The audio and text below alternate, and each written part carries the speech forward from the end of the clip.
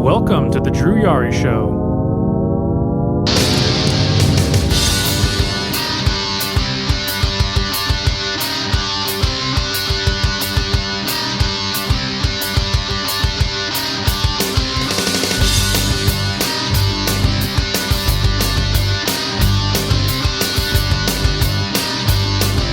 Hey, what is going on, guys? It is Wednesday. It's 9:07 p.m. Central Time here in a lovely, very warm, very humid San Antonio. We're going to be getting some rain again pretty soon.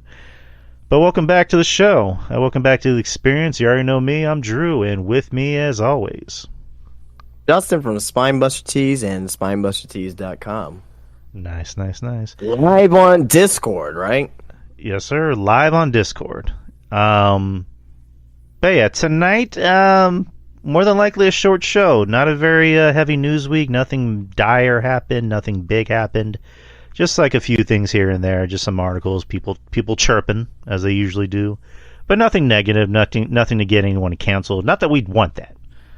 But yeah, just I guess some positive things happen. We'll just put it that way. And some show reviews and a nice little list I found that, just to kind of pass the time. But let's get this shit started. So the WWE King and Queen of the Ring tournament has been going on as late as we're getting ready for the pay-per-view. I still call it pay-per-view because I don't give a fuck. Pay-per-view for next Saturday, which will be in Saudi Arabia. Which is crazy because we already have another pay-per-view. We just had a pay-per-view at the beginning of the month. Now we're going to have another pay-per-view. Yep. But we got it next week. SmackDown over the weeks started as it usually does on Friday. The show opened with a Queen of the Ring tournament match. Naomi versus Nia Jax, and a pretty decent match, pretty good. I've been very complimentary towards Nia Jax. I think she's shown improvement since coming back. And then Naomi, I think everyone kind of knows what Naomi's role is coming back to this company. And again, I love Naomi. So they had a pretty good match. Nia winning, which and I know I just said I know what Naomi's role in this, in this company is, but I don't know, for some reason I kind of expected her to win. But I guess, when you look at the brackets, it's kind of very obvious who's going to face who. Which we'll get into when we're coming up on the Raw review. Nia won. Again, I think she's shown improvement. She won. What were your thoughts about the match? Good match, very good match, very good TV match. Nia winning is the right call, so can't complain about that. Another note on SmackDown: Alicia Taylor, who was the announcer on NXT, had, made her promotion to the main roster on SmackDown. So you got one. I guess they haven't really made a big deal about this, which I expected them to, but in some ways it's kind of interesting that they haven't. You have one African American, female announcer on Raw, and then you have another African American female announcer on SmackDown. So that's pretty big. That's pretty cool. I like Alicia Taylor. I love Samantha Irving. I also love Alicia Taylor. Yep. And it's fun. It's kind of cool because they gave her a nice little send off after the show with Shawn Michaels and the NXT crew and wrestlers, where he actually gave her like a belt. So good on Miss Taylor. All right. And then next you had Baron Corbin versus Carmelo Hayes. I don't think this list is in order, because a bunch of other shit happened. But yeah, we're mainly just going to talk about the matches, and then we'll, I guess, talk about other jumping points. Baron Corbin versus Carmelo Hayes. Baron Corbin re-debuting on the main roster as a face. It's kind of interesting seeing Baron as a face. And you had Carmelo Hayes, and pretty good match. Baron showing a lot of improvement since going back to NXT, learning how to wrestle, and learning how to have a better character, whatever that may be. Well, he already knew how to wrestle. His character just sucked. Agree. He was always good. He was always good. His character was just the one that that people didn't really like about him. Like, he can always wrestle fine.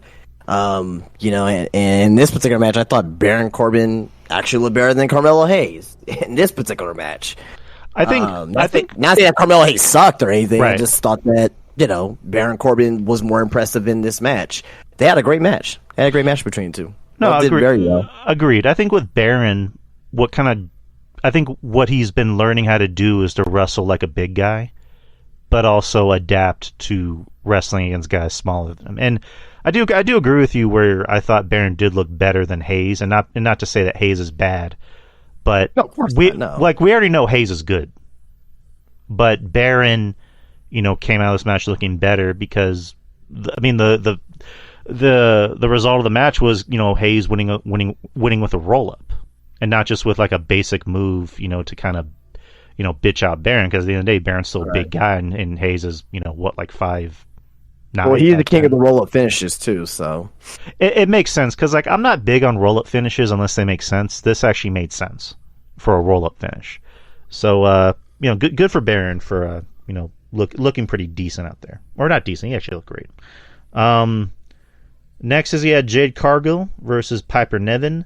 Good. It was serviceable. It did its job on making Jade look like something, and Piper. I do like Piper. But this is the best Jade has looked so far. Oh yeah, that Performance Center training is definitely paying off. But yeah, Jade won as we all expected, and then it's gonna be Jade and Nia. So, which is going to be tomorrow, actually. Or not tomorrow, this Friday, actually. So, SmackDown was looking pretty decent. All right. Next, we had Bianca Belair versus Candice LeRae. We kind of figured what was going to happen in this match. Bianca won. A lot of fuckery. Indy Hartwell, fucking with Bianca while the referee wasn't looking. So, good. Decent storytelling, because it was about the odds against Bianca, and Indy finally being a heel, being the shitty douchebag heel for Candice LeRae and doing her bidding, but Bianca won. So that happened. And originally it was supposed to be Bobby Lashley and Tama Tonga. Bobby Lashley got pulled. The news is that he got hurt, but I'm thinking that they just want to pull him out because, I don't know, maybe they don't want to have him go against the Bloodline so soon. I don't know. What do you think? What do you think about that? He's legitimately hurt, from what I understand. Okay. There's been a lot of injuries in this King of the Ring, because I know Drew's still hurt. Zelina Vega got hurt. She couldn't even defend her crown. A few others got hurt, but yeah. Angelo Dawkins, which I get why Angelo's in it, because they do like Montez and they want to invest in him, and they don't want to see him get pinned clean as a sheet against Tama, so they threw in Dawkins, and it was a decent match for what it was, and Tama is good. We've all known Tama's really good, but it's good to see him. It's good to see the WWE audience take a shine to him. Tama won as we all expected. And what'd you think about Tama out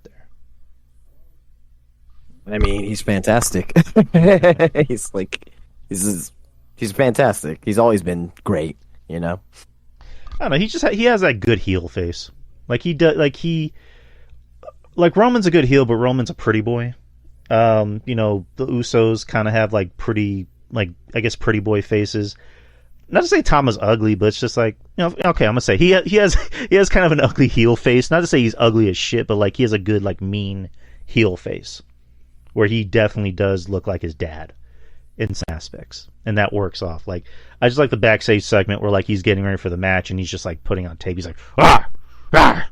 He's just yelling at nothing. I thought that was kind of funny. And then this ended up being the main event. You had AJ Styles versus Randy Orton. Fantastic match, as we all expected. Really good TV match, as you would say. Randy is Randy. He's 43. He's going to be 44 this year. when he turns 44, it'll be 20 years from 2004 SummerSlam when he became the youngest World Heavyweight Champion. So that's pretty cool. It's crazy how in shape Randy is. And then you got AJ, another guy who's just in sick shape for, a mid-40s dude. And, AJ talked about, once I win this, I'm going back after Cody. Which, for a second, I'm like, are they going to give it to AJ? But no, they gave it to Randy because they want to continue this storyline with Randy and KO and the Bloodline. So, Randy wins, again, in a fantastic TV match, selling a knee injury. And he'll go on to face Tama Tonga this Friday. But yeah, what are your thoughts so far on this King and Queen of the Ring tournament? Going as expected so far. Great wrestling. This is WWE's answer to the Continental Classic. Wrestling wise, not quite near that level, but it's really fucking great. Like really fucking great shit that they're doing on TV right now. But it's really, really good stuff. I'm really enjoying it. Minus the injuries and shit, but outside of that, I'm really enjoying it. So we're getting, on one side, we're getting Carmelo Hayes and Randy Orton. Actually, no, Randy Orton's not facing Tama Tonga. Tama Tonga is going to be wrestling. Who's Tama wrestling this Friday? Carmelo Hayes. He's wrestling Carmelo Hayes? I believe so. Are you sure it's not Carmelo Hayes wrestling Randy Orton? Do you have the bracket up? I should have the bracket up. I don't know why. Yeah, maybe we should have that up, right? Okay, yeah, I should. I don't know why. I'll look it up. Let's see. King and it is Randy Orton versus Carmelo Hayes, LA Knight, Tama Tonga. Okay. So let me just. Oh yeah, I forgot about LA Knight. So yeah, LA Knight and Tama Tonga, and then Orton and Hayes. It's Orton Tama Tonga. That's the match. Yeah, that's the way it kind of looks. I don't know how I feel about LA Knight taking another big loss, but I don't know. We'll get to Raw with the potential. I mean, they put him on the house show. That should tell you what they think about him right now. Yeah, you're not wrong. I mean, not saying they think about him like in a negative way, but I'm just saying like in reference to priority. Like he's not priority right now. He may be priority in August, but he's not priority in May. Yeah, I mean, allegedly they put him on the house show because they wanted to raise ticket sales, which I get why. Because if you're gonna go to a house show, you're gonna want to see one of the bigger names. And I mean, would he be on the house show anyway? Yeah. Like, when he been there anyway? I'm sure Jey Uso was there. I'm sure Gunther was there. Anyway, neither here nor there. Right. Also, another note on SmackDown: Cody Rhodes was announced who his next opponent will be, and it was Logan Paul, which will be at the King and Queen. Jesus Christ, it's hard to say fast. King and Queen of the Ring tournament. Which I like the matchup. I think it's too soon. Yeah. But I mean, we talked about it last week that Cody's current crop of challengers looks a little dim. I know you and me talked about our version of the draft. It would have been better to put Cody on Raw, so that way you have better challengers for him. I guess more challengers for him, if that makes sense. But the matchup with him and Logan works because Logan's the shit heel and Cody's the the white meat babyface. I just think it's too soon, and just the idea, allegedly, that it's going to be a title for title match. I don't like that personally. Yeah. Yes. I think. Go ahead. No, go ahead. No, finish. Go ahead. No, I wasn't saying anything. I was just acknowledging you. You're acknowledging me. Yeah, because to me it's like, why would Cody want to be the U.S. champion? He's already the WWE champion. Like I know his whole thing is like, I want to be a Grand Slam champion. It's like, okay, why don't you just do that before he became WWE champion? But I don't fucking know. Like Logan shouldn't be losing to Cody. I mean, he shouldn't be losing his U.S. title to Cody. I don't know what's gonna happen. I mean, the match is gonna be good. Who says he's gonna lose his title? Well, I mean, they're presenting it as a title versus title. Yeah, doesn't mean that you know that they're gonna have to take the title off of Logan. Doesn't mean that they're gonna have to take a title off Cody. How come it can be like a schmoz or something? How come someone can't come out and, you know, kill fucking Cody Rhodes and to set up another feud? Doesn't have to be. It doesn't have to be, you know, someone losing their championship. Right. I'm not saying that it's not gonna happen. I'm saying that there's a possibility that they could set up Cody's next feud by disqualification.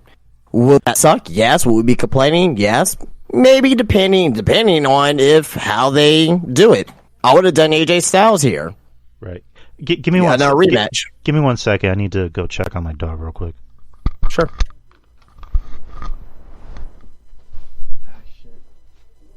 What would you do, guys, in the chat? What would you do? What would you do with this match here between Logan Paul versus Cody Rhodes? Champion versus champion. Since this match is happening, I would just have this be for the WWE Championship, and that's it. And just have Cody win.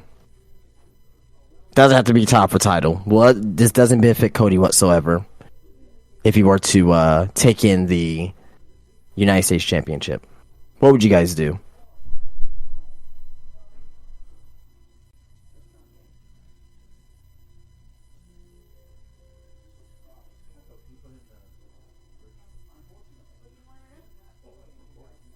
I'm trying to look up the information to see if it's officially title for title. Right now, it's being branded champion versus champion. Right now on WWE.com, it is saying that's a champion versus champion match. It's not saying that it's title for title. Officially on WWE.com, it says undisputed WWE champion Cody Rhodes versus United States champion Logan Paul. And it says here, let me see. It says here, the social media sensation Logan Paul, however, has claimed that he is the reason for WWE's recent success, and it has nothing to do with Rhodes. Now Tyler Holder will battle Tyler Holder to see which one of those things is true. It's not saying that's title for title, right? On WWE.com. No, it may go into that. They may actually announce it, but again, you're booking yourself in a corner if you do that. All right, yeah, I agree. I'm back. Yeah, I'm not saying I want it to be that way. It's just the way they're presenting it. Because Cody put up a tweet, I guess retweeting the poster for the match. Where he was saying, winner takes all. But did you do that? What was that? Did he do that? He put up a tweet, and I think Logan did the same thing. But I like your idea of that. There can be a schmaltz in the match, like somebody comes out to fuck with the match, like he did put for all the goals, but. Maybe AJ. I'm not paying stock into that. I want to see what happens on TV. Once they do it on TV, okay, fine, great. But as of right now, I'm not paying stock to that. Right. Like maybe AJ comes out to fuck with the match. He's like, I want my title. I want my title back that I should have won. Yeah, I don't know. It's a terrible idea if they do it. I will say this. It is now. I criticize AEW, right? Gave AEW lashings, right? Now it's WWE's turn because that's what we do here. Well, that's what I do here. It doesn't make any sense if they do it title for title. They're only doing this because it's a dream match per se, or whatever. However they want to do it, right? They're booking Cody like they did last year, in a way. Remember when Cody last year, he was going up against Brock Lesnar, there was no story or anything like that? Cody right now has nothing. Him and AJ Styles was just a dream match. It got 5 stars, great. Great stuff. Mr. Meltzer, you gave it 5 stars. Love it, thank you. But it didn't have a story going into it. Didn't much have a story coming out of it, right? Now you got this match with him and Logan Paul.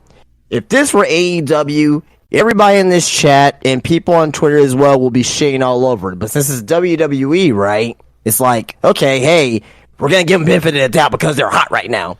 No, I mean, I'm shitting on it right now. Bad booking. Bad booking is bad booking at the end of the day. Bad booking is bad booking at the end of the day. I'm shitting on it because, like, Cody, we've invested 2 years in him, and it's just like, ever since he became champion, it's like, all right, what's next? I don't know. Like, that's... I mean, we gotta dig into it. But anyway, you're right. But it's like, what are they doing with Cody Rhodes?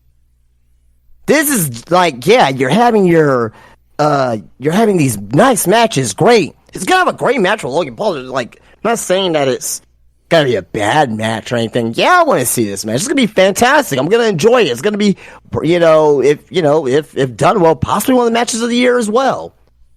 But at the end of the day, there's no substance. There's nothing sticky.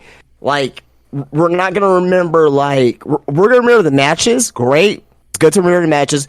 But as of right now, currently, Cody's run so far as champion, from a story perspective, has been a fail. Period. Right. We still have a lot of time. Obviously, he's gonna get into the bloodline stuff and it's gonna pick back up. Obviously, right? But as of right now, it's been a fail. Not a fail as like merchandise or popularity or how over he is on TV. Obviously, he's over. He sells merchandise. He's the number one guy in the company. I'm talking about from a pure story narrative perspective. Matches are great too. Pure story narrative perspective. So, right. No, I get you. I mean, just like, I'm not a big Roman guy, but Roman's run, or his reign, pun intended, in those 4 years or 3.5 years, was memorable. Like, you remember Roman's, reign as the champion. With Cody, it's just like, yeah, the matches are good, but it's just like you said, where's the substance? Where's the sizzle? Yeah, like where's something I can sink my teeth into? So, right. But yeah, just with the Logan thing, like, I'm pretty sure the match will be really good. It's just like, what are you gonna do? Like is Logan gonna get himself disqualified? He's gonna have one of his many like friends from his podcast come out and fuck the match? Is he gonna, like, I don't know. Like I said, he's probably gonna get himself disqualified to kind of maybe prolong this feud. Because this seems like a better feud for Cody at the moment. Because this is what he needs. This seems like a feud he needs at the moment, in my opinion. But another thing too, the only reason why this match is happening, I'll let you guess. You know why this match is happening in the first place, right? Saudi Arabia. Thank you. That's another thing too. Saudi Arabia wants this match, so that's another thing too. The WWE's fucking hostage. No pun intended, but.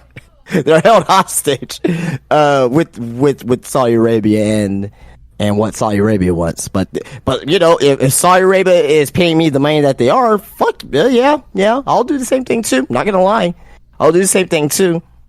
So right. I mean, for anyone that doesn't know, the Saudi Arabia, they play a part in a lot of the booking for these shows. You know what I mean? Why do you think Goldberg beat Bray? A hot, Bray Wyatt as the Fiend. It was Saudi Arabia. Why do you think Saudi Arabia gets Undertaker and Kane versus Shawn Michaels out of retirement and Undertaker? That match was a fucking failure. One of the worst WWE matches in history. Like, Triple H tore his his shoulder. Matches, I will say. High profile matches with legends. Right. Like, I'm not talking about like fucking like some fucking nightgown match from fucking 1999. I'm talking about like with the legends, with workers. Yeah, like Shawn Michaels hadn't had a match in years and said, "I'll stay retired," and then as soon as he saw that paycheck, ooh, is that an extra zero? He could have came out. You know what pissed me off? He could have came out and retired for him versus AJ Styles, which could have been an actually damn good match. But whatever. Which again, it's money. I'm not gonna be mad at somebody that says yes to money. I can't because I'd probably do the same thing too. But yeah, moving on. So let's go to Raw real quick. The show opens with Drew McIntyre, pretty much shitting on CM Punk, and telling the fans, if you like CM Punk, you're stupid, blah, blah, blah. And then talking about Damian Priest, saying, you have a very inspirational story, you just shouldn't be the world champion. Then Damian Priest comes out and says, "Find a mirror, look in the reflection, and blame that asshole." So setting up a title match for those two whenever Drew is cleared, which should be sooner rather than later. Which I'm guessing it's going to be Drew and Priest at the Clash of the Castle pay-per-view in June. I'm guessing. Oh no. I think Punk's being close to being cleared.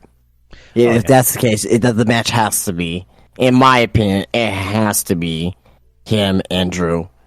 Unless if they do that match and Punk comes out there and screws him out of the title.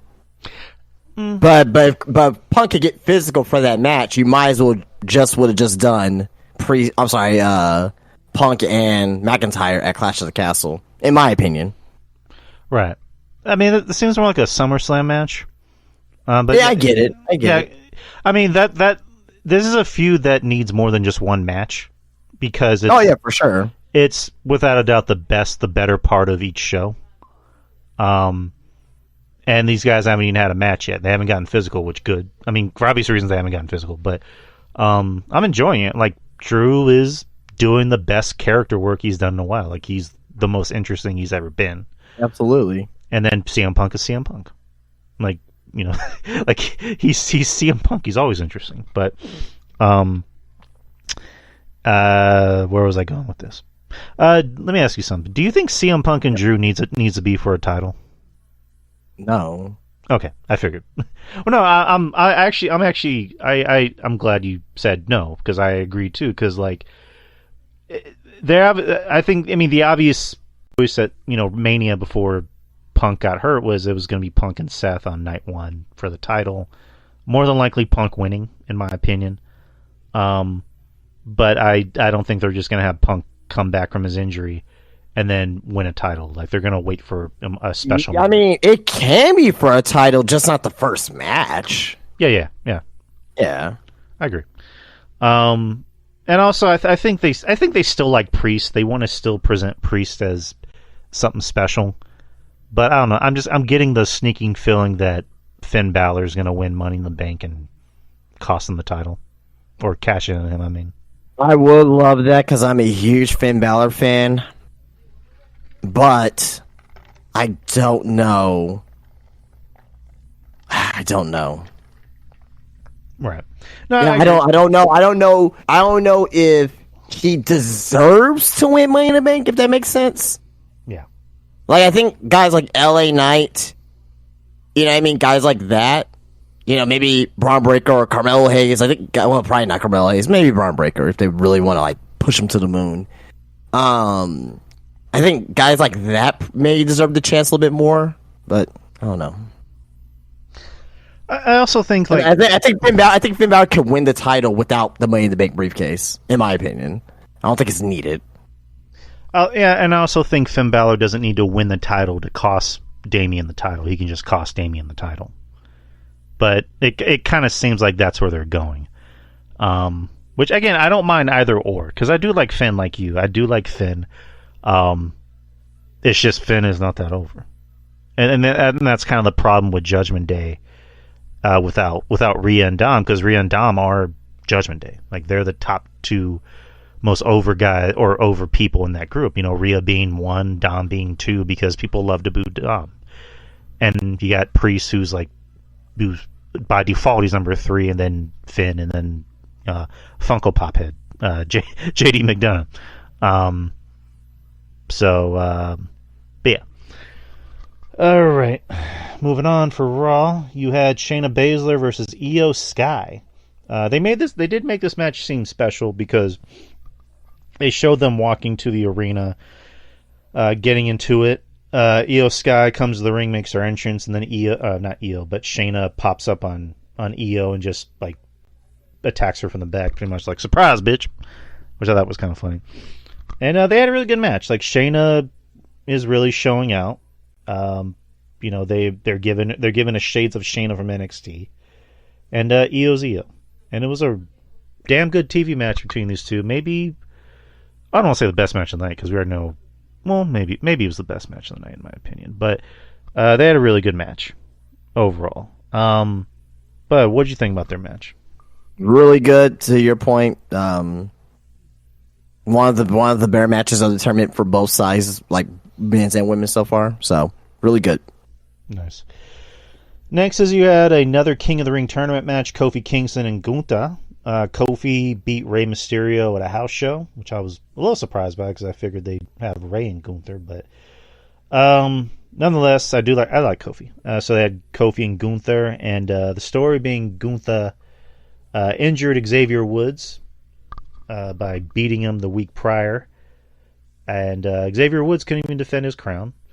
So now Kofi has some motivation.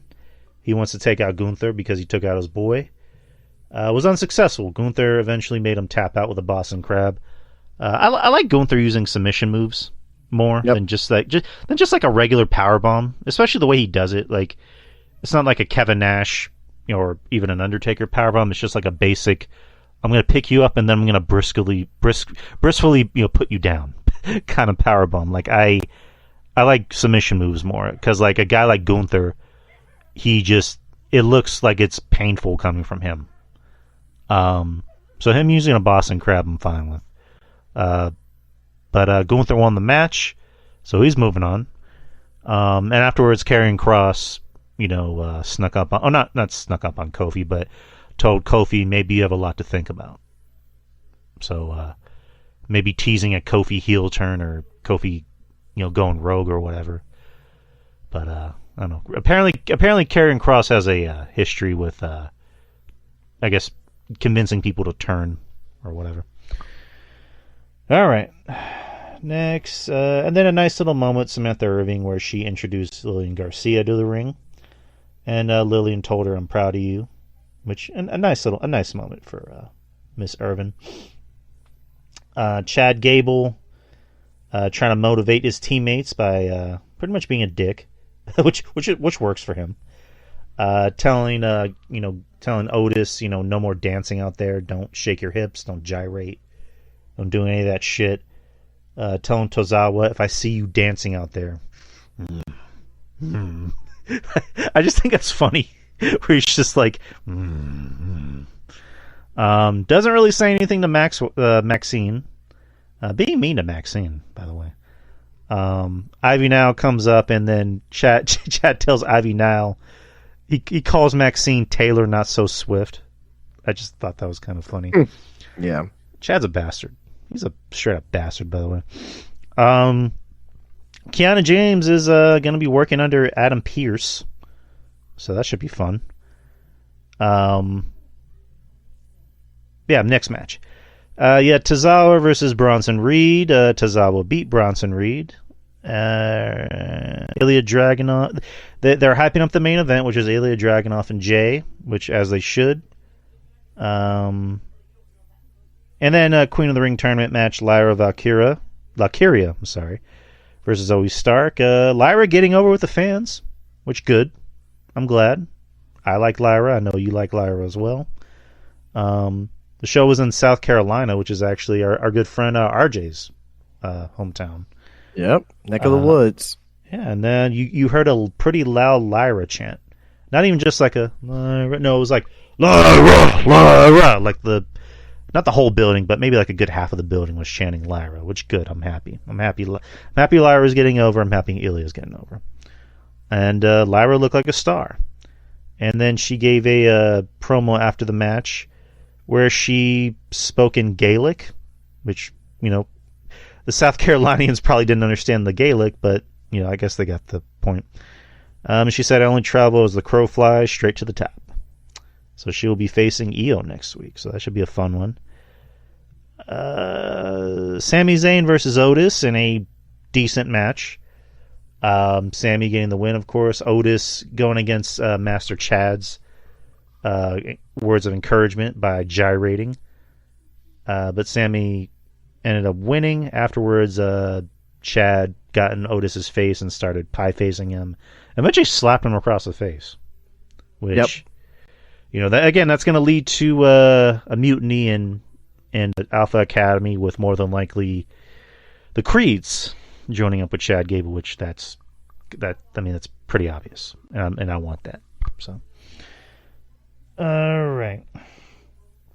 You had Becky Lynch versus Dakota Kai in a non-title match. Decent, but it was a a match ended up in a disqualification after Damage Control got involved, and Lyra came out to even the odds. Liv Morgan interfered and took out Becky while she wasn't looking. So there's that. And tag team number one contenders match. Yeah, the Judgment Day, which was Finn Balor and JD versus New Cats Republic, the Creeds, and Authors of Pain. Decent Fatal 4-Way match. I'm not big on Fatal 4-Way matches. They're usually pretty sloppy, but this was decent for what it was. We figured Judgment Day was going to get the win, and they did. AOP looked pretty good out there, but they lost, which they've been doing a lot. They didn't take a pin, though. Yeah, I'm glad on that, too. And then lastly, the main event, which was a King of the Ring match, like it has been lately. Jey Uso versus Ilja Dragunov.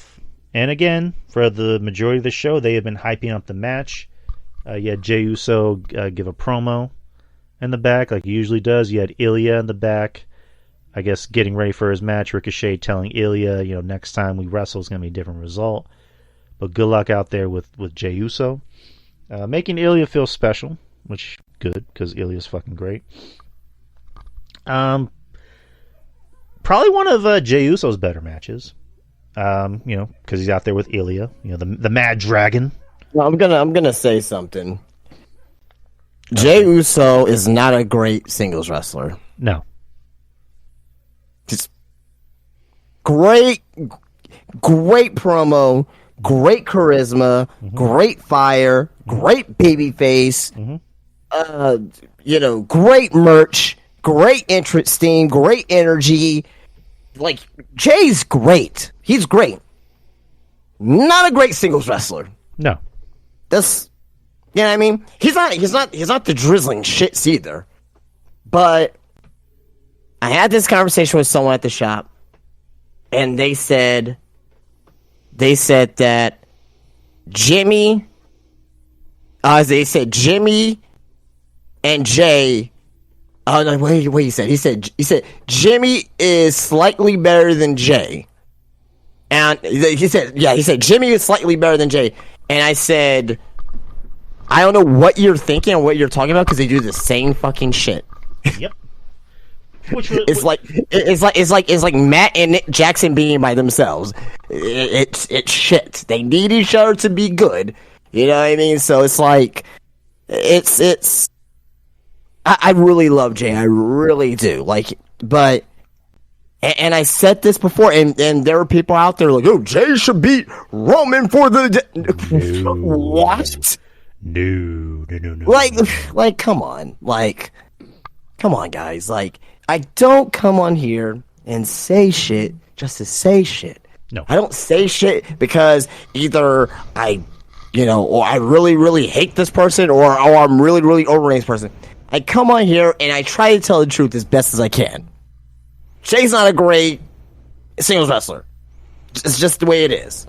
Yeah, I'm ready to see Jay and Jimmy get back together sooner rather than later. Mm-hmm. That's just me. Yeah, just again, I don't hate Jay. I like Jay. I think again, he's an entrance. He's personality. He's an entrance. He's all flash. But as soon as that bell rings, it's just like. Super kick, dive, super kick, badly thrown punches, super kick. Which, again, when we talked about the Mania match with Jimmy, that was my worry of, like, Jay needs to go out there and beat the ever-living dog shit out of Jimmy for 5 minutes. It didn't matter who beat the shit out of who was going to suck anyway. It would have made sense for a storyline perspective of Jay getting his revenge on the match. Or you should have just made it like I don't know, a hardcore match at least. But it was just 11 minutes of just them doing super kicks and dives. It was a shit match, and I know Jay said that their match got cut for time. Maybe that played a role, but it's just I don't know. I'm glad you said this. I'm happy. Where Jay is not a good wrestler. He's not terrible. Hey, no. I didn't say he was a good wrestler. He's not a good singles wrestler. Okay. Not a good singles. Tag team is one of the best of all time. We're in a tag team. I apologize. Okay, I apologize. Not a good singles wrestler. But yeah, he's getting over. He's moving merch. He has a catchphrase. Granted, it's a little annoying. But he's getting over. And that's good. I mean, I think the one advantage Jay has over Jimmy is Jay has more energy than Jimmy. That's really about it. Jimmy. I'll say Jimmy has a little bit more comedic. He's more comedic. Oh yeah, he has good than Jay. He's great. Oh yeah, like when yeah, he definitely is more funnier than Jay. Jay's a little bit more serious. Right. But yeah. As far as Jay goes, all flash and no substance. I'll put it that way. As a singles wrestler, let me correct myself. But this was probably one of Jay's better matches. Because you had a guy like Ilya. Absolutely. You had a guy like Ilya who can lead him. As we all expected, Jay was gonna win. They're not gonna. And I was. I don't know. We all expected that. I actually had Ilya winning, but okay. Mostly, I thought because it was gonna be like a Drew McIntyre interference, but we didn't get that. Right. So I can't say I was surprised, but at the same time, I was that people online were like, "We're not getting Gunther and Ilya on a roll." It's like they're not gonna. They obviously like Ilya, but they're not gonna push him that fast. They're not going to give us Ilya and Gunther that fast. They acknowledged it, throughout the show where, Gunther approached Ilya and they had a nice little stare down, and then they had a nice little stare down after the match. Even Gunther put up a tweet saying, "You tried your best," which was kind of funny. But so Gunther and Ilya, that's a fucking pay-per-view match. That's not more than a pay-per-view match. That's like a fucking main SummerSlam. WrestleMania match. Right. And you have the fucking pay-per-view coming up in Germany. That's a fucking main event for that show. Hands down. So again, I can't say I was surprised that the IWC was in shambles about it, but at the same time I can't be. Because I'll admit I was a little annoyed, but I think it was more okay, story time. Let me give you a little brief story about what was happening around the match with me personally. So the day before, the missus, she had to work early in the morning, so we were like, "You want to move cars since it's a commercial break?" I'm like, "All right, cool." We got to move cars, and the neighbors across the street decided to move their cars at the same time because I guess they're going on a vacation or whatever, and they were moving all three of their fucking cars at the same time. And they were being very nonchalant, "Hey, you want to put this in the car?" And the whole time we're just there we need to move our fucking cars. Can you please move out of the way? So we were already kind of annoyed, and our cats decided to get in the way of us parking. So going back inside, I was already kind of annoyed, but not annoyed at the match. But whatever. But yeah, just Jay winning, I expected, because they're not going to want to push Ilya that quick. Which I'm glad. Take your time with Ilya. Use baby gloves with Ilya. Because again, he's getting over. People like him, but just don't shove him down everyone's throats. Yeah, Jay. And also on top of that too, this is the other big thing. It makes it more unpredictable for the King of Ring side of things because either you got Tama Tonga versus Jay in the finals, Bloodline storyline there, or you got Randy Orton versus Gunther. You know what I mean? So two different generations get together, or maybe a dream match if you want to call that. But yeah, it's it makes it a little bit more unpredictable for what the finals are going to be. Yeah, I think I picked Gunther and Randy. Yeah, I picked Gunther and Randy. I believe that's what it's going to be. But if you were to tell me it's probably it could be Jay versus Tama Tonga, I can see that too. You know what I mean? But I don't see WWE having Gunther beat right now. Right. You know what I mean? Not right now, at least. Yeah, I do not want to see Jay and Tama Tonga. I get why, if that happens, I get it, because they want to advance the storyline with Jay and the Bloodline and blah, blah, blah. I get it. And that'd be a great way to introduce Jacob Fatu as well. Right. Yeah. Oh, yeah, you can do that. That makes sense. That's the main reason why I would be okay with it if they introduce Jacob Fatu. That would be a great way to bring it in. But I don't think you should use the King of the Ring finals to tell that story. You can tell that story another way, somehow, some way. Right. All right. I mean, it's kind of similar to what I asked you about Punk and Drew. It doesn't necessarily need a title. Absolutely right. So you can find a more creative way to kickstart this feud with these guys. I don't know if we talked about this last week. I think we did. If I'm bringing it up again, I'm sorry. But did we talk about the whole thing with Jacob Fatu, where apparently the company is worried that he's going to be more over than Solo? Right. Yeah. I don't know. What do you think about that? Because I think you were kind of like saying what you've been saying to me lately, which is you think Jacob should be against the bloodline. Yeah. We were just basically what I said last week on last week's show, that if they feel that way, make Jacob Fatu a babyface. Right. Just keep it simple. Make him a babyface. He won't outshine Solo within the group. You know what I mean? And plus you gotta give the babyfaces something. They took out Jimmy. Roman's gone right now. It's just Jay, who's on the other show right now. They gotta have something. Yeah, you're right. But that was Raw, people. Any thoughts on Raw? Good show. Very good show, actually. And SmackDown will be this Friday, and next week will be the two finals matches. Whatever the matches ended up being, and of course Saturday will be the pay-per-view. NXT happened. NXT was an okay show. I mean, usually it's the better show. This week was, very back and forth. I was kind of going back and forth with NXT and watching the Knicks and Pacers game. But let's kind of breeze through this real quick. You had the Women's North American title qualifier, Sol Ruca versus Izzy Dame. Sol is so good. I love her. I love her finish too. Like, that finish was fucking nuts. Izzy's fucking tall. I think she's like 6 feet tall. Yeah, Izzy Dame. Yeah. Yeah. I think Sol Ruca's actually taller than her. Is she like 5'10" or 5'11"? I mean, in boots, I don't know. I don't think that they're that tall. I think they may be like 5'9", 5'10". Because I remember RJ saying that Izzy's like 6 feet tall, legit. Yeah, I don't know. Unless I heard him wrong, but I mean, when you saw Thunder Rosa on TV, how tall you think she is? Thunder Rosa? Ooh, I mean, she's. But like, seeing her on TV, like, how tall you thought think she was on TV? Rosa, I don't know, at least maybe 5'4", 5'3". I'm not sure. On TV? Thunder Rosa? Yeah. I mean, she doesn't look that tall. She's not that tall. What I'm saying is, like, on TV, she probably looks like a 5'8".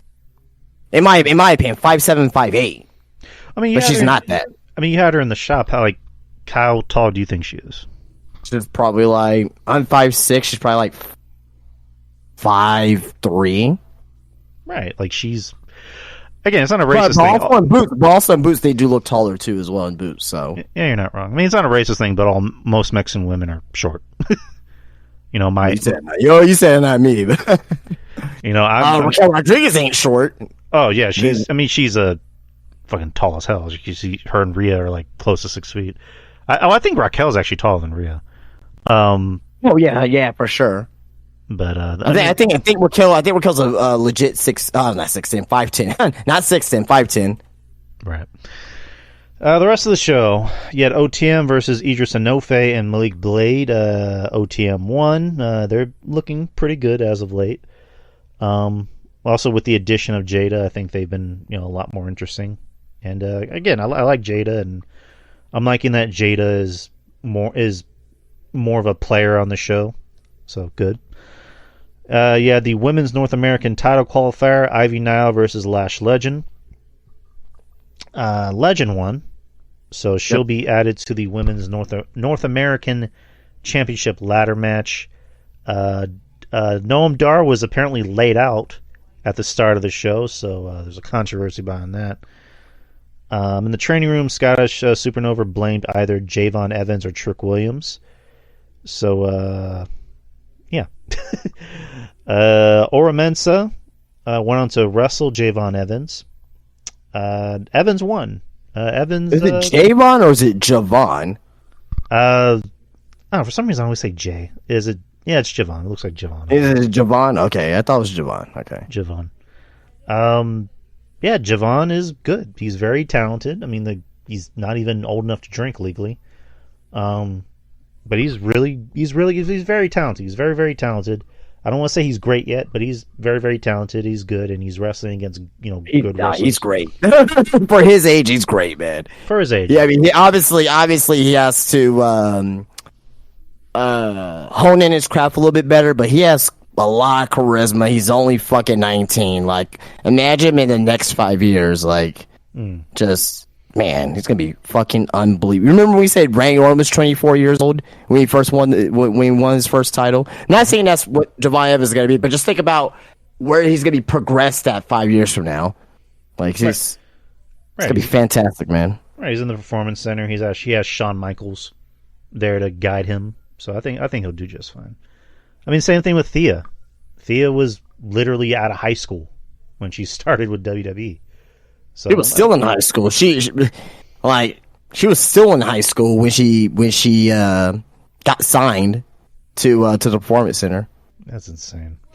And I mean, look at her now. She's on her way to becoming one of the best women in the division. So. Yeah. Future champion. I definitely think so. At least North American Women's Champion for sure. That's definitely in our sights. All right. Obafemi and Ivar and Josh Briggs interrupt Wes Lee to set up a future match. Love seeing Wesley back. He was very missed on this show, and they are setting up a fatal 4-way at the pay-per-view for next month, which is Battleground, which will be at the NXT or not NXT, the UFC Apex Center. There you go. So I'll say this: it's a spoiler. If you guys only hear spoilers, mute for 10 seconds. Boy. It's not gonna be a fatal 4-way. Okay. That's all I'm gonna say. I'm not gonna say who, but it's not gonna be a fatal 4-way. Okay. All right, there you go. Justin with a hot take. Hot take. It's the truth. It's the truth. Hot take. Truth. It's not a hot take. It's a fact. Watch next week. All right, we'll find out. Luke Gallows and Carl Anderson versus Ridge Holland and Riley Osborne. Ridge Holland would chase you for some reason. Mm-hmm. No. Yeah. I didn't know what. Like, I'm pretty sure there was something that I missed with Ridge Holland and Chase U.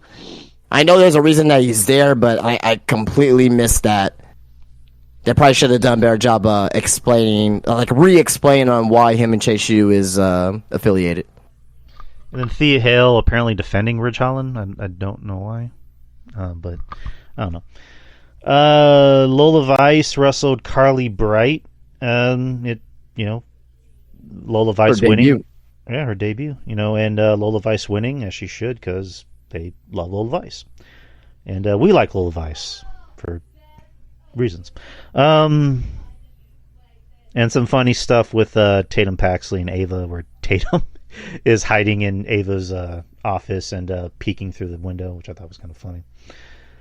Heritage Cup match, which I believe was the main event. Charlie Dempsey versus Tony D'Angelo.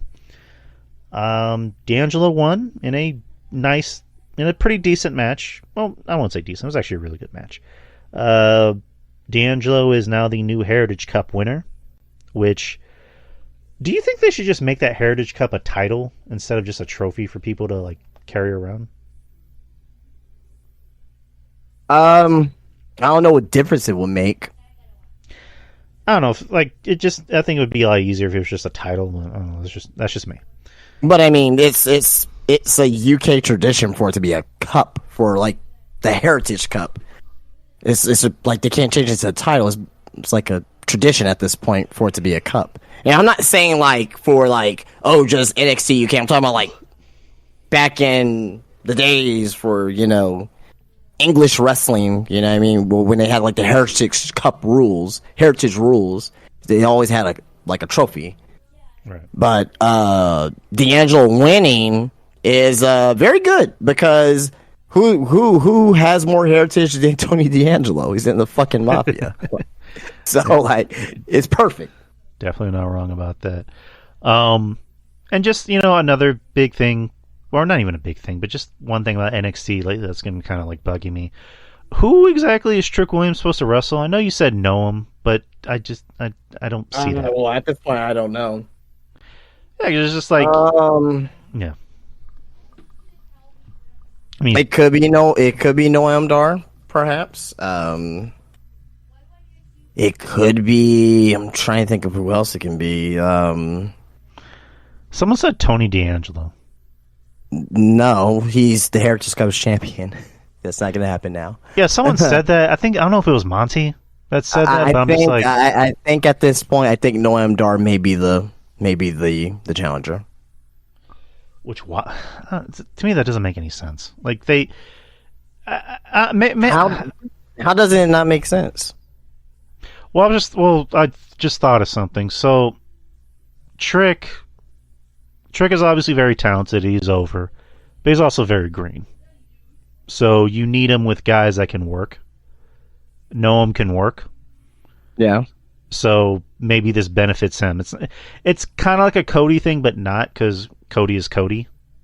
Trick, I think he needs guys that are more interesting to work with, and not necessarily guys that are good in the ring to work with.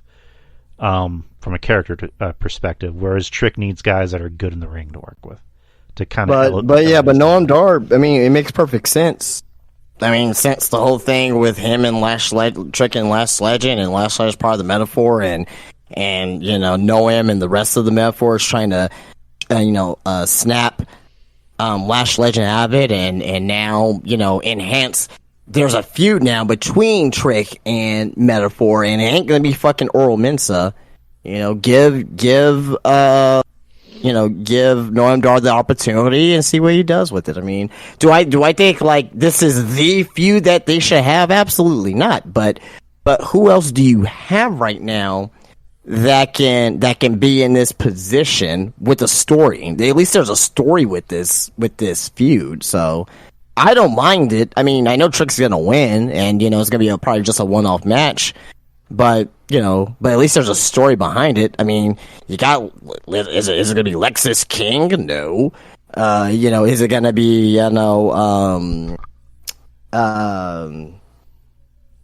Jesus Christ, man! I just blinked on. Is it gonna be Wesley? No, he wants the North American title back. Like who else can you put in this situation right now?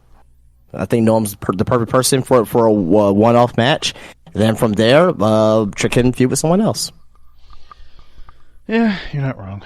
I mean, if Lexus was actually over, if he was actually on television, which lately he's been on television again, but like, if he was over enough, I would like to see Lexus and Trick.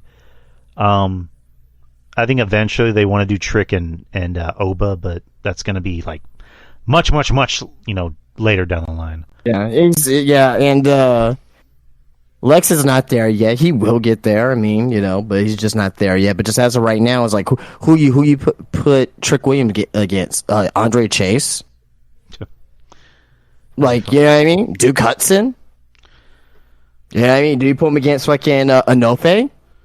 Like, come on, yeah. Robert Stone, man, who is Mr. Stone, right?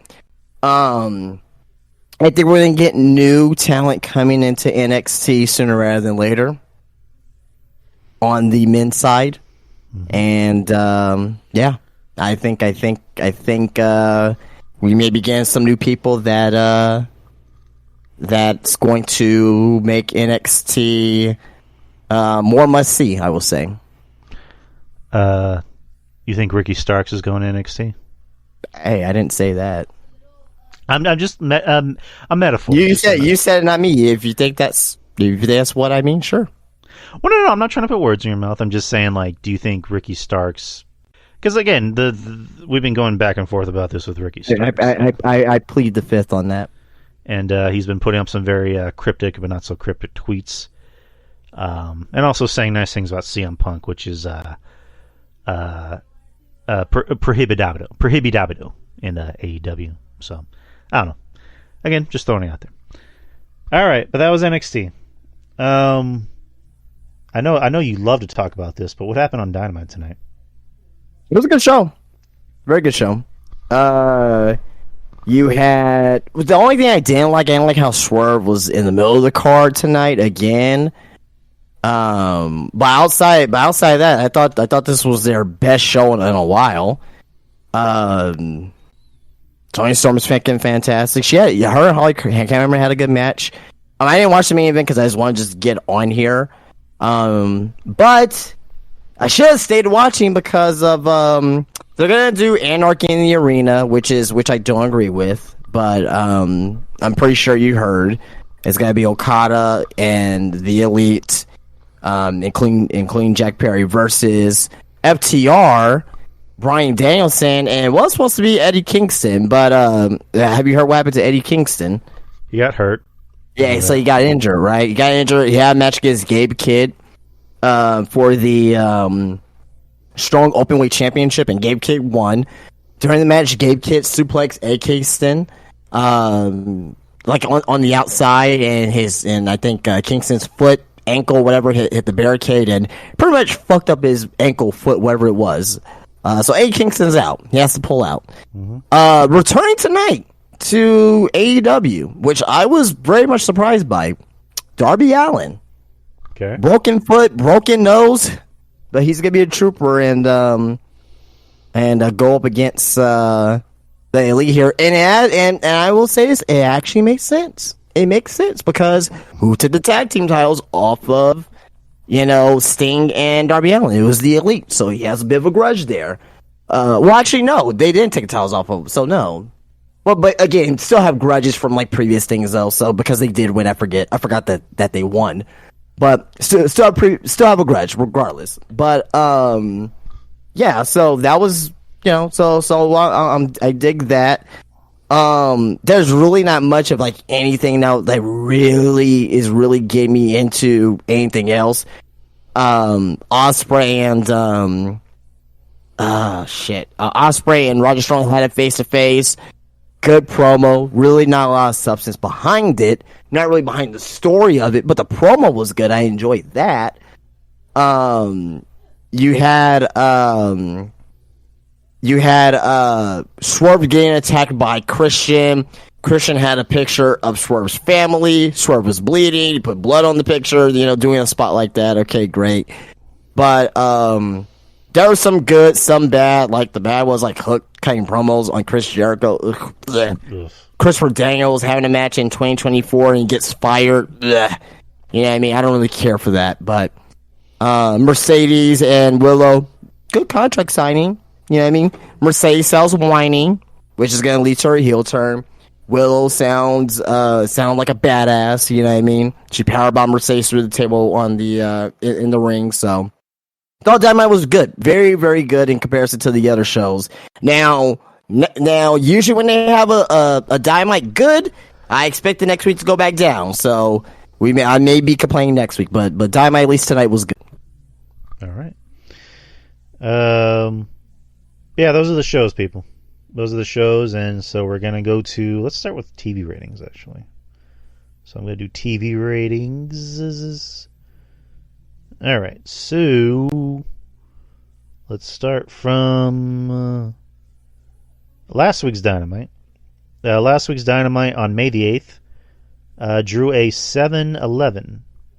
And... Slurpee. Slurpee, there you go. Slurpees are dope. I haven't had a Slurpee yet.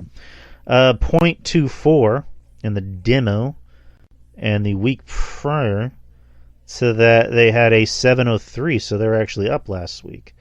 And this was actually last week, so not this week. And then Friday Night SmackDown on the 10th of May drew a 2.128 and drew a .62 in the demo. The week prior, they were actually up 2.148 with a .60 in the demo. So the demo, they're actually up this week. As far as ratings, they were slightly down. AEW Collision, which was on the 11th, drew a 378 and a .12 in the demo. I don't believe they were on the week prior. Remember they, I believe they weren't on the previous Saturday because of the playoffs. Okay. So there's that.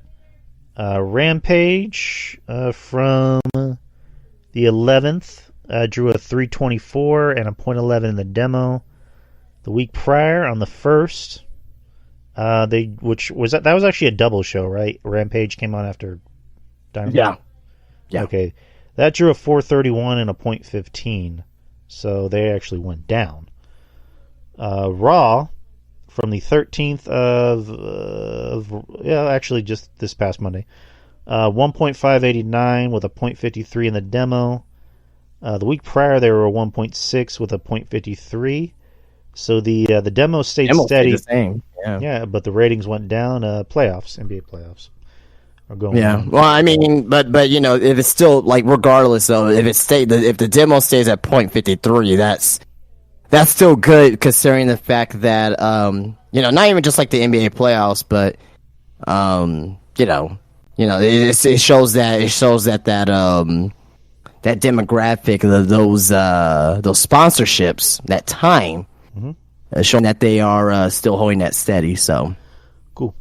NXT from last night drew a 567 and a .18 in the demo. The week prior there was 659 with a .19. So the demo slightly went down and the ratings went down. By a large margin. So those are the ratings, people. News. Let's get into news. Like I mentioned, slow news week. Carmella reveals she is dealing with medical condition drop foot. On the medical condition, what? She says it's called drop foot. I never heard of that. Okay, go ahead. She was on the Nikki and Brie podcast, and she talked about her latest health setback. She said, "I've been dealing with, things no one talks about, but what I have what's called drop foot, which is basically I have this injury from labor and delivery and pushing the baby out. I have got herniated discs in my back which push on this nerve that's connected to my right foot, so the top of my foot, it's hard to lift. So I'm literally limping around everywhere. It's gotten better, but that sounds painful. Oof. And then just talked about, she misses the WWE Universe, yada, yada, yada. She hasn't wrestled a match since March of 2023, so she's been out for a good year. But, drop. I've literally never heard of that. That's crazy. Yeah, never heard of that. Hopefully it's nothing too serious. She's saying that she's feeling a little bit better. Wish Carmella in with their speed recovery. Yeah, yes, sir. AJ Styles talked about possibly wrestling The Rock. He was on a podcast and say which. He says, on a possible match against The Rock, of course, I'm interested, but only if that means The Rock is turning babyface. I'm not interested in being a mediocre bad guy. I want to bring this to a whole new level. And then went on to talk about, being one of the few old school guys left, being a heel. AJ Styles and The Rock, Sports Illustrated. There you go. That was the interview.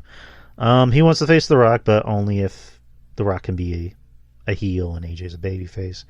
I'm not crazy about AJ's babyface run because it feels like it kind of is going nowhere and there's really no point to it. Because to me, it just felt like AJ came back and he was mad. There was really no rhyme or reason. He was mad because he thought LA Knight took his spot, but it's okay, where do we go from here? So I think AJ works better as a babyface. Wouldn't mind seeing AJ and The Rock. That'd be nice to watch. No. I wouldn't see that. Por qué? Why is this even in the news cycle? It's not going to happen. Who says it's going to happen? You think that The Rock is going to have a match with AJ Styles? Crazier things have happened. Do you really believe that? Like, in your heart of heart, do you really believe that we can see a match between AJ Styles and The Rock? With all the other possible matches that can happen out there, in your heart of hearts, you think AJ Styles and The Rock? Now, we can see a spot in the Royal Rumble if The Rock is in the Royal Rumble. I can see that, but not a one-on-one match.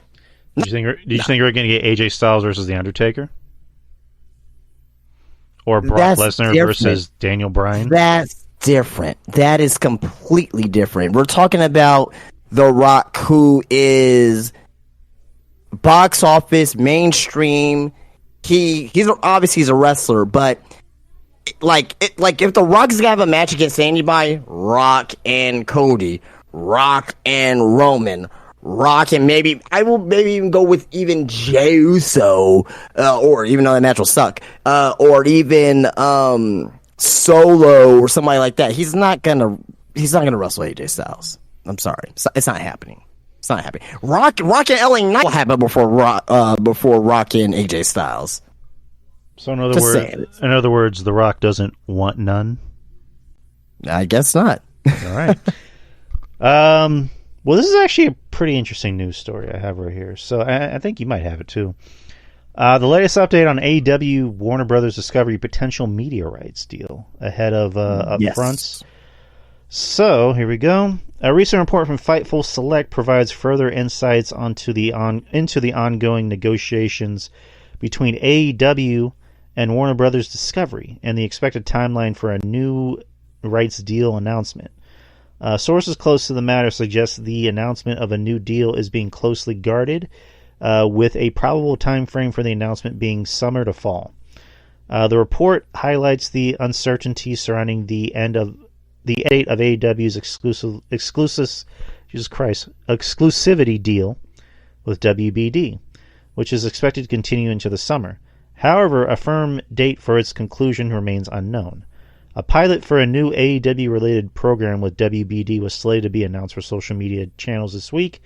It is said that the program is not a reality show. According to sources at WBD, there has been ongoing interest in the company to include AEW pay-per-view events on HBO Max. Discussions between the two parties have been in progress for an extended period of time to determine the specifics of this potential agreement. Initial proposals for this arrangement were put forth as early as last year. These sources have also indicated that nearly every agreement made by WBD is strategically aligned with Max, emphasizing a heightened focus on the streaming platform compared to when AEW originally entered into its last agreement with WBD. And then, the NBA rights deals where Warner Brothers might end up losing the NBA, or just Turner, broadcasting in general. Yeah, so apparently NBC has outbid TNT, Warner Brothers. So it looks like we're going to be losing the NBA on TNT. I think they say next season is going to be the last season, apparently. For that to happen, then the following season, the NBA will be back on NBC. So there's a huge hole for TNT and live sports broadcasting, obviously, because they don't got the NFL, they don't got Major League Baseball, they don't got hockey anymore. So now they're looking for more live sports, and in this case, the closest thing that they'll have will be AEW. But the only other thing is that yes, they're going to be losing the NBA, but since they're losing the NBA, they're not going to have as much money coming in as when they had the NBA. So just because they're losing the NBA, it doesn't mean that they're going to have all this money to give to AEW or some other company. They're going to have less money. So AEW can still get a deal. They can still get a deal, but the issue is it may not be as much as they were first anticipating with this here because of the NBA. So it would have worked out better maybe if TNT would have kept the NBA possibly, then get a deal for AEW. But at the end of the day, I hope AEW gets a great deal. wherever they get. I hope they get the streaming deal. Another show. I don't know about that. I don't know if it's needed, but TNT is gonna pay for it, and they're gonna pay them for it. What the fuck do I know? You know what I mean? I just don't think it's gonna be necessary for TV, but I know also as well, Tony Khan, he wants Ring of Honor to get a deal too. So I don't know if that's gonna be included either, but yeah. Do you think, because I know there's been this long-going discussion with AEW on Max. Do you see that as a possibility of AEW on Max? Possible, kind of like how WWE does their shit on Peacock, where like you'll get AEW pay-per-views on Max as long as you're a subscriber. Absolutely. Yep. I think that works better because it's just like, and again, I know I say pay-per-views because pay-per-views just. That's what we're used to. PLEs just sounds, I don't know, it just sounds weird. But like, with pay-per-views, it's just like, there's still people paying $50 for pay-per-views. Like it's just in this new way. It's like the whole thing with Dave Meltzer, where he's like, Backlash was the lowest drawing pay-per-view for WWE, and it's like, yeah, those are for people that don't have Peacock, that still don't want to pay $9.99 for these pay-per-views. They'd rather pay $50 for these pay-per-views. So it's just nutty to think about that we're still in that day and age. That I don't know, but I know I'm the AEW hater, even though I'm really not. But like, I'm hoping AEW does get a good deal. I root for AEW to stay in business. It's just everything else. But I'll just leave it at that. But yeah, the NBA no longer on TNT or just Turner. That's just, I don't know. As long as we've been alive, the NBA has always been on Turner Broadcasting. Yep. That's unfortunate, but it's a business at the end of the day. So I know Shaq and Charles Barkley, they weren't on Inside the NBA last night because they were pretty much in town trying to pursue a new deal. But it's gonna be a little disheartening to watch, but yeah. Anywho, Dallas is beating the shit out of OKC, so don't, please. We can move on. Yeah, it's gonna be Luka and Jokic in the conference finals. No, it's not. It's not. That's the way it looks. No. Well, you said last week it looks like Minnesota's gonna, beat the Nuggets. I said, can you imagine the possibility of Minnesota possibly going to the finals? I was saying that like you were kind of leaning towards Minnesota actually. Because I was shocked, because I was like, wait, Minnesota's up 2-0 against the fucking defending champions? That's fucking nuts. But yeah, I mean, now Denver's more than likely going to win. They're going to go to the finals. But anyway. Yeah. I see, at this point, it Denver versus Boston at this point, yeah. Yeah, because New York is just like, they're hanging on by a really small shot. Yeah, they're badly injured. They're badly injured. So, like, if New York still had Anunoby, I think I still think Boston would have won, but they will put more of a fighting chance up against Boston. But even at that, I'm not totally convinced that New York will still win this series against Indiana, even though they're up 3-2. I think they will, because Indiana's a terrible defensive team. Oh yeah. Yeah, for sure. God awful. And Tyler Halliburton is he's a good player, but he's also very inconsistent at times, because he'll score like 40 points the one game, and then the next game he just I think there was one game where he scored 0 points in the first half. Possibly. I don't know if it was during the playoffs, but yeah. Right, but yeah, New York, they're more than likely going to the conference finals, but they ain't winning. But yeah, you know what though? That's good for New York though. You know the last time they've been to the conference finals? 99? No, 2000 actually. Technically 2000. Oh yeah, that was when 2000. Yeah, 2000. I remember. That was Reggie Miller taking the Pacers to the finals. So, yep. But yep. New York and Boston in the conference finals. That'd be interesting. Yeah, that's gonna be something if it does happen. All right. A couple more news things. I hate Dallas. I hate Dallas too. Who do you hate more, Dallas or Houston? they're both as equally fucking nauseating. Like, just kill me. How about that? And then, the Spurs got 2 first-round picks. They are 2 top 10 picks, 4 and 8. Perfect positions. A lot of people said, we should have got number 1, number 2. I do not, because that means we would have had to either get Reece Lachey or Alexar, and I do not want one of those 2 talents. It's not needed. We need a point guard, Rob Dillingham, or Topic. I think I like Dillingham a little bit more. Topic is more. He's a great passer. He's the best passer in the draft. But his scoring suspect, and we need better scoring instead of Wemby. So Dillingham would be great. And if we get Cody Williams or Ron Holland or Dalton Connect, one of those 3, I'm fine with. But I've been watching a lot of mock drafts on YouTube, and it seems like the consensus is that Sarr's going to go number 1 to Atlanta. But after that, it is like, if you look at multiple people's videos, like if you look up, 2024 NBA mock draft, it's all over the place after the first pick. It's all over the place. So, and plus this draft too as well, it's not like last year's where you get generational talent like Wembanyama. Or even Scoot Henderson or Brandon Miller, potential generational talents there. This draft is gonna be more for role players, people that can fit in immediately into systems. Like you may get a couple all-stars here and there, but I don't really see anyone. I don't really see anybody that's gonna win like an MVP for this draft. But they all said that about 2013, and look, you freaking got. Giannis that was in that draft. So yeah, it seems like everybody wants Topic on the Spurs, and I wouldn't hate it. I wouldn't hate Topic. I wouldn't hate it either. It's just that I think the need is better with Rob Dillingham. I agree.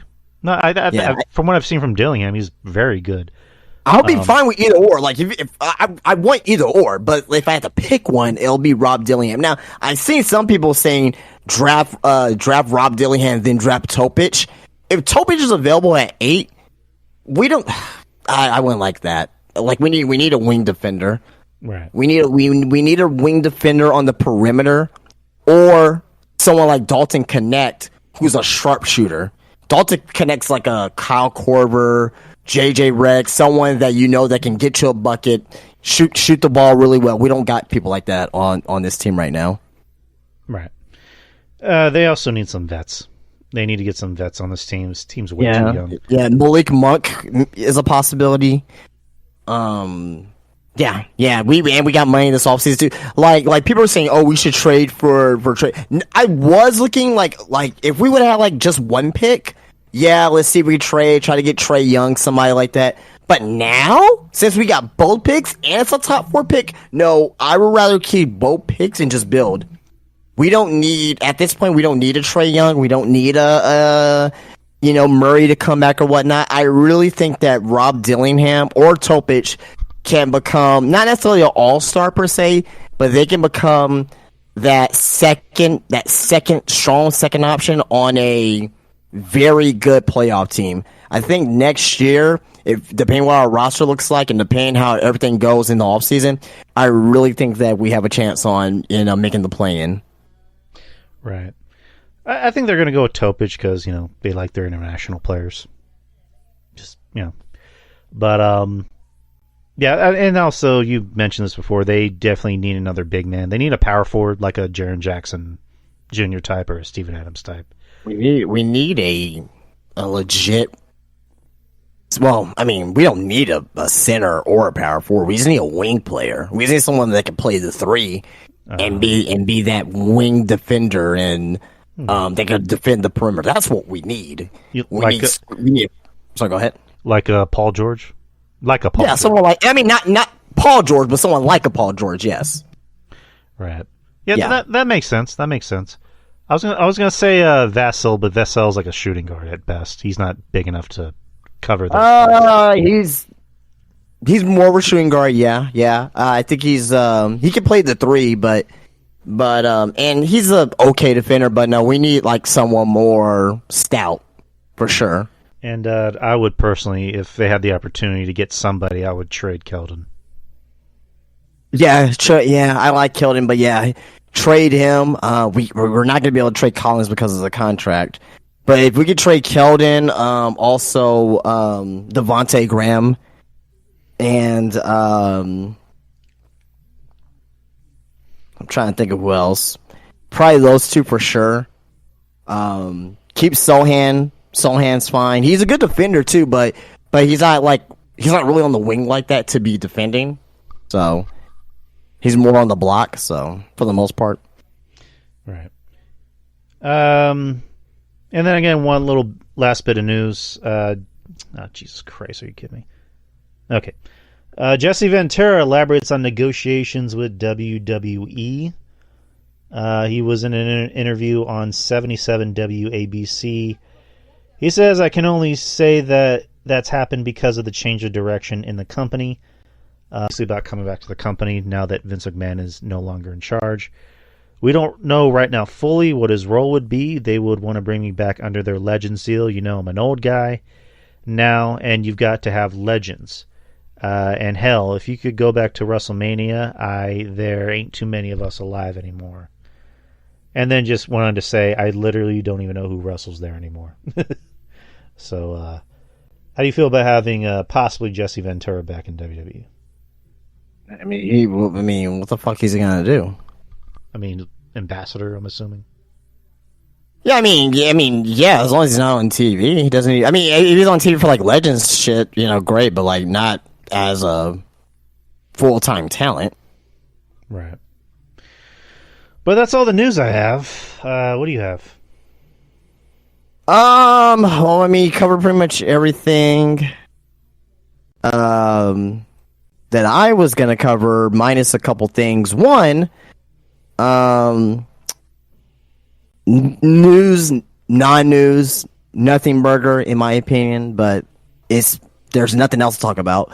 There have been ongoing conversations between Becky Lynch and WWE regarding a new deal. However, as things stand, Becky Lynch's contract with WWE is up in roughly 3 weeks. That came from Fightful Select on May the 11th. So it's a dumb question to ask. But do you think Becky Lynch is going to resign with WWE? I mean, we all know the answer. Yes, she ain't going to be going to no fucking other company. So, but what's your opinion on Becky Lynch?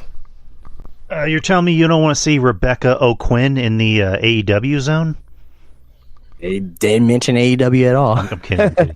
What are my thoughts on Becky Lynch on the situation? Yeah. I mean, do you think it's just a? Yeah. I mean, they just want to reach a good deal. I mean, Drew McIntyre, for the longest time, we knew he was staying. Like, I mean, even Drew was like, "Yeah, I'm happy here. I want to stay here." Like, he's the best run of his career, and of course he's going to stay. He's not going to AEW. Becky is not going anywhere else, whether it's AEW or not. Like, she loves WWE. She makes it very clear she wants to be here. She met her husband here. She became a mom. She became one of the most successful women in the company. Probably, I mean, if you want to look at the history of the company, and if you want to maybe be technical, maybe the most successful woman in the company. Yeah. You can definitely make a point there. So yeah, she's staying. She ain't going nowhere. Yep. Okay. I agree. And last thing for me, it's not really a news. It's kind of news in a way ish. Update on King Omega, but as you know, King Omega, he has Twitch.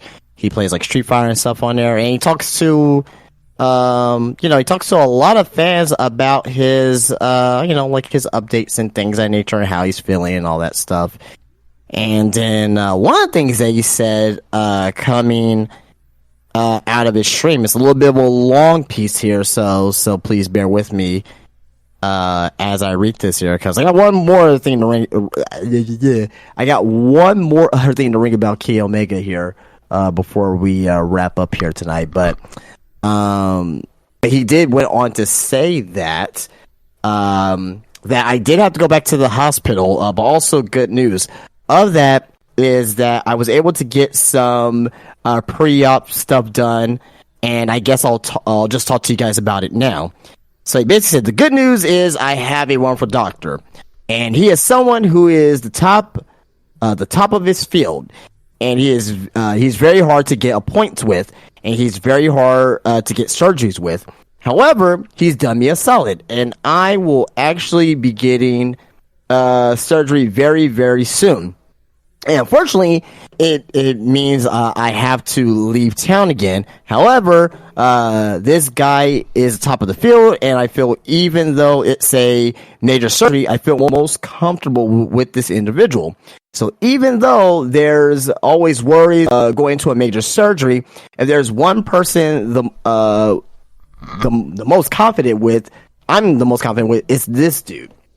Then he says the bad news. The bad news is it's like an end of an era because sadly, this may be my last stream in a while.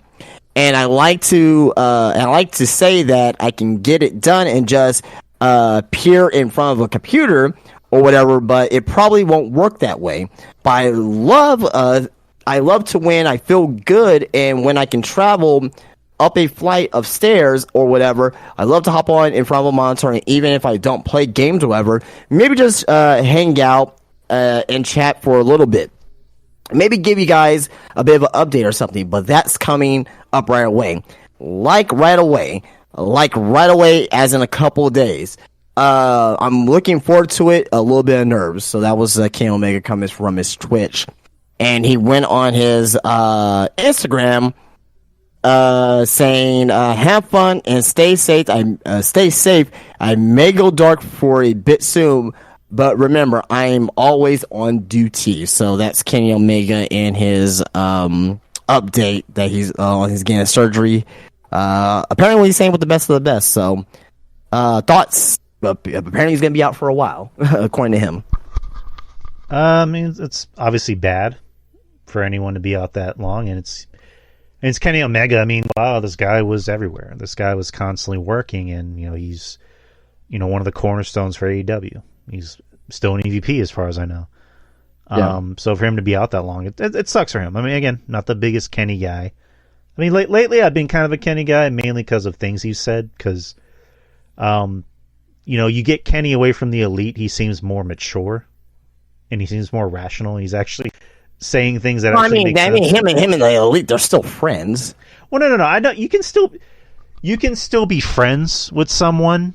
Yeah. But when you get people away from a certain environment, even if like they're friends with those people or their family, they start to act different, and usually it's more like better for them. I don't know, just my opinion.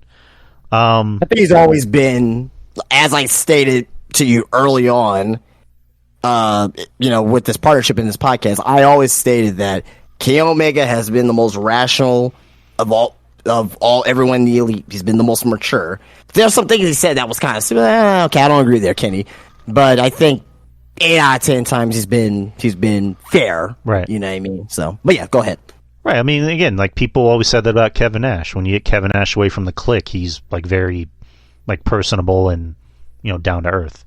So again, like you can still be friends with somebody, but be different around them. But when you're away from them, you start to be more independent and think for yourself and have your own view on things. So, anyways, that's neither here nor there. But gotcha. Just Kenny's been very rational, just pointing shit out that makes sense, and most notably with the star ratings with Dave Meltzer, which I don't know if you have that on your log. I actually do. That was going to be the last thing I was going to just bring up here. So, nice. Good segue. Appreciate that. Nice. So on the same Twitch stream, Kenny Omega says that he broke Dave Meltzer's match rating scale, and now he doesn't know what a good match is anymore. Kenny Omega said, and I quote, he jumped the fucking shark, so it doesn't count for much anymore. He has jumped the motherfucking shark, and guess who's to blame for it? Guess who's to blame for that? Me. I'm the guy. he said I broke the scale and it fucked up something in his brain where he doesn't even know what a good match is anymore. He's just like, Kenny, you opened my mind to this weird fucking world of wrestling that I never saw before in my life. and I think he just doesn't understand it anymore. He can't comprehend what's going on. He can't comprehend what's going on anymore. I opened Pandora's box, and it's just running rampant now, and that's all it is. And that came from the same Twitch stream. Thoughts? Again, Kenny just realizing, shit, maybe I'm the problem.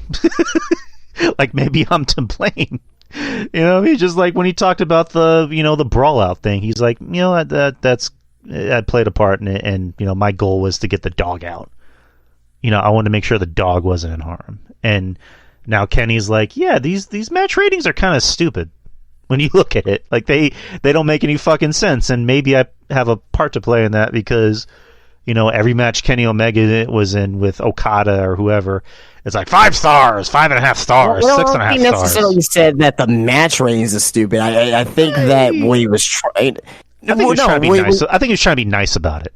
Well, I think what he's saying is that like Dave doesn't know what a good match is anymore, and since he broke the scale, like it did something to how Dave rates matches. But at the end of the day, it's just a guy of a matter's opinion, right? Dave Meltzer, obviously, he's a pioneer in wrestling journalism, right? So people look towards him for certain opinions, but at the end of the day, though, it's like it's just his opinion at the end of the day, and we shouldn't really take it so seriously on a person's opinion. He likes oranges, we like apples, right? He may like cantaloupe, we may like strawberries over here. Everyone has their own different views of pro wrestling, just like how people have their own different views of pro basketball, building a basketball team, just how people have different views of politics or religion or whatever the case may be. There's some things that may be correct about it, that he thinks. There may be some things that's wrong about it. So at the end of the day, like Kenny Omega mentioning it, to me personally, like really Kenny Omega is like, hey, I'm the reason why Meltzer is fucking shit up over here with the match ratings. I just found that kind of humorous more than anything else.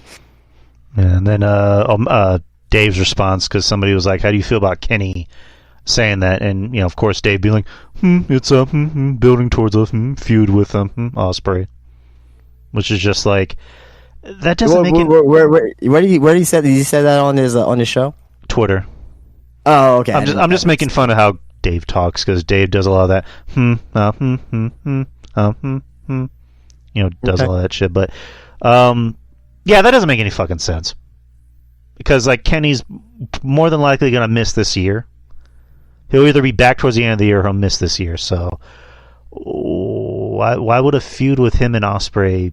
That's going to be a feud down the line in AEW regardless. But why would a feud around him talking about the ratings matter with Ospreay when he didn't even mention Ospreay? I don't know, but I didn't hear Meltzer say that either. So I probably gotta go back and find that. Well, he has me blocked, so I saw somebody put up a tweet about that. But and then Dave rewarded Cody Rhodes' first 5-star match with AJ at Backlash. So that's pretty big. But we're running. Do you agree? Do you agree with Dave rating there for that one? I don't know if it should have been 5 stars. Maybe like 4.5 at best. Maybe 4 and 3/4. But I think it was the crowd that gave it the edge. Roman and Cody is more than likely in my opinion, the best match of the year. Just from moments and pretty much the moment itself outweighed the match. The match, okay, that I agree with. But as a pure wrestling match, I think that's possible. Well, I mean, Ilya and fucking Ricochet too. I mean, this for a TV match. Oh my god, that's a 5-star match right there, no doubt about it. What? You think that's a 5-star match, but not AJ? And I think they're both the same in a way. In my opinion, I personally enjoyed Ilya and Ricochet. Just preference, just tastes. Okay. What would you give Ilya and Ricochet? 4.5. It was excellent. All right. We're going a little over a little bit of time, so I'm going to skip what I had towards the end of the show. We'll probably do that next week, hopefully, or on another date. We'll see. But that's everything we need to talk about. We talked about everything, news, shows. So, as usual, I want to thank my man Justin here, as always, for a great week, a great Wednesday, and a great show. Absolutely. Go ahead, talk about Spinebuster Tees. Tell the people where they can find it. Yeah, Spinebuster Tees on Instagram. Check me out. Always got great stuff posting on there at Spinebuster Tees at Wonderland of Americas, Crossroads Mall. Come visit. It's the hot spot there. You know, you'll never know who you'll see there. Thunder Rosa was there a couple weekends ago. You'll never know who will show up there. Like, I'm being dead serious when I say that too. So. Yeah. So fun times. Come on in.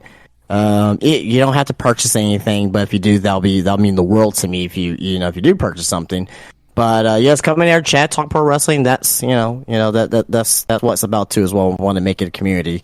That's number one, but also number two as well. I do have a website, spinebustertees.com. You can come visit. Look, I'm wearing my. If you guys are watching on Discord right now, live Discord, and I'm wearing my mommy t-shirt, Rhea Ripley inspired t-shirt. That's there on the website. You also have the the Jobber of the Year t-shirt, the Pineapple Pizza Heel Heat t-shirt. You got the Weapons of Pro Wrestling, the Match Types of Pro Wrestling.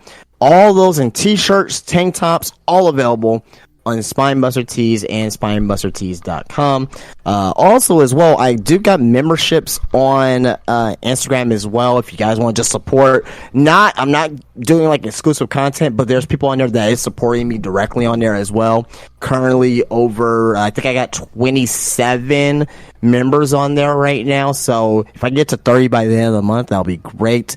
So you can be able to, subscribe there as well. Again, no extra content or anything like this. Just if you just want to support, support what I do, it's it'll be greatly appreciated as well. So I may think about doing something on YouTube. I don't know. I'll gotta figure that out. I think I may just do like live streams as we're doing this here, so that way I'm not like doing double work. So I'll figure something out with that. But if that will give me extra revenue, that'll be great though, because I do have a channel that has 6,000 subscribers just sitting there and I'm not doing shit with. So yeah.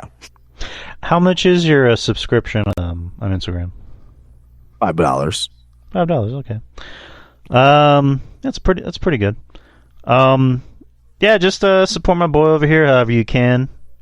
Showing some love.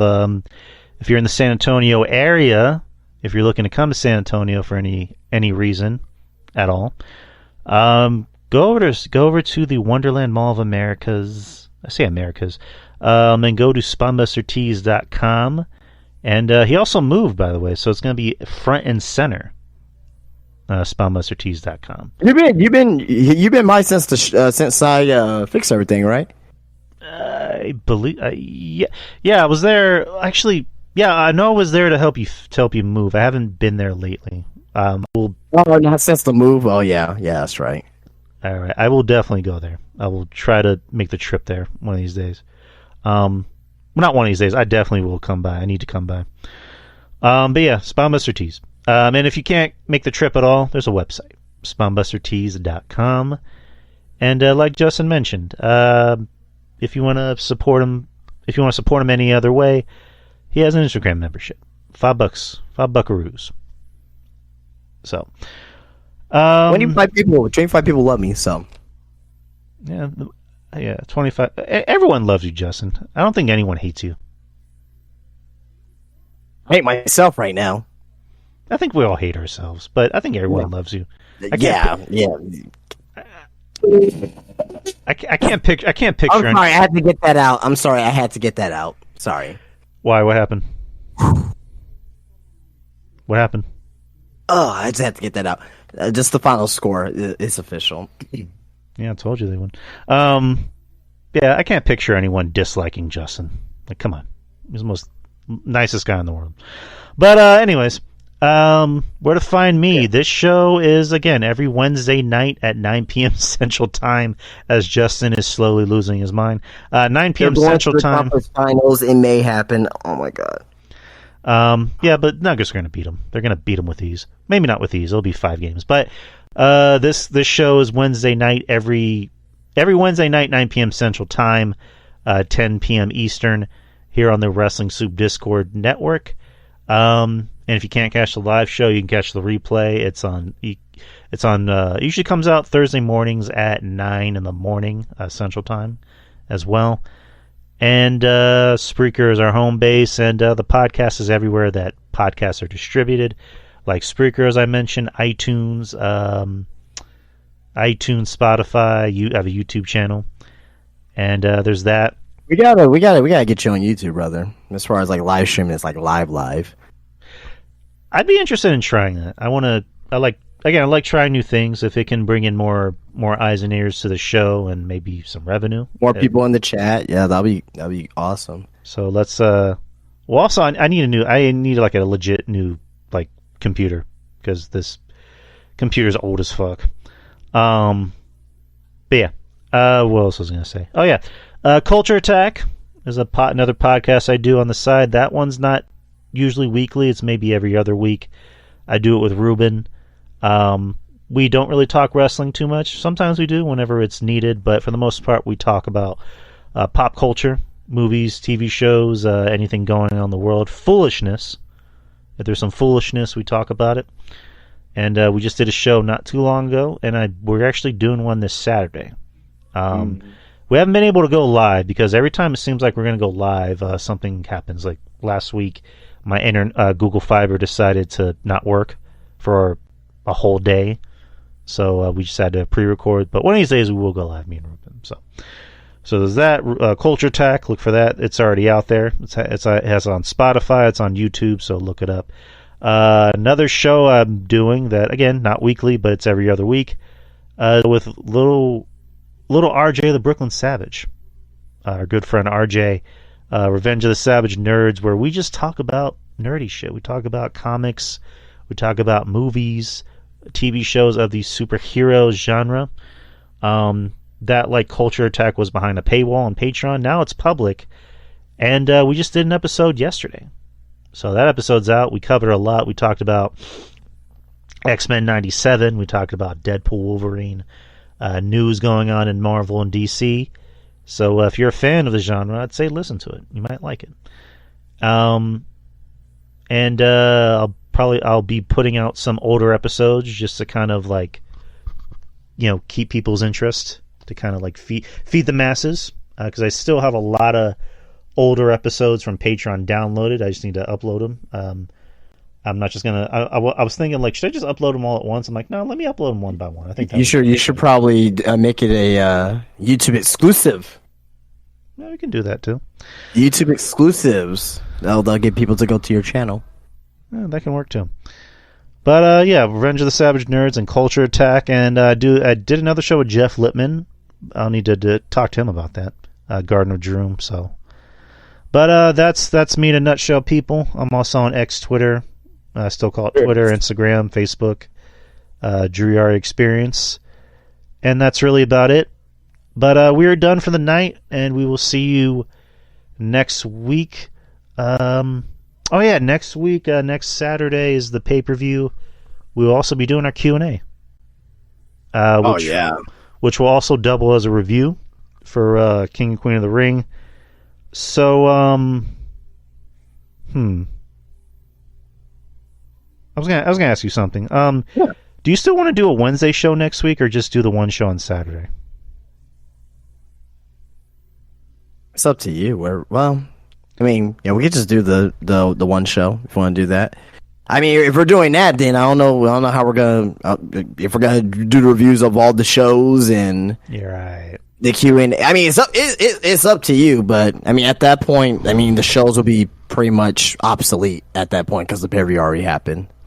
Obsolete. Yeah, it wouldn't, like, I don't think anyone's gonna care of us reviewing Monday Night Raw on Saturday. yeah, you're right. Okay, so yeah, we'll keep the Wednesday show. for next week. I was thinking about not a skip, or I don't want to say skip, but like the 29th of May. That's a Wednesday. And the missus, she was asking about maybe going to the movies on Wednesday because it's the 30th anniversary of The Crow. And that's one of her all-time favorite movies, so she wants to go see it because they're playing it at Casablanca. Is Sting one of her favorite wrestlers? One of her favorite no, her cousin surprisingly loves Sting. Like she actually has a lot of like Sting action figures. No, I was just saying like Crow Sting, like maybe like the early 1996 version of Sting. You know what I mean? But you're not. No. It was a shot. It was a shot. As far as I know, I don't think she loves Sting that much. I think one of her. To be honest, I'm not sure one of her all-time favorite wrestlers is. I know her current ones, but I don't know her all-time favorites. But probably The Rock. I don't know. But anyways, we're done, peeps. We'll see you next week for the Wednesday show, and as usual, the Saturday Q&A show. And just get your questions in if you haven't already. If you want to send more, please. And if you're new here, send some questions. So, see you next week, peeps. Peace out. Peace.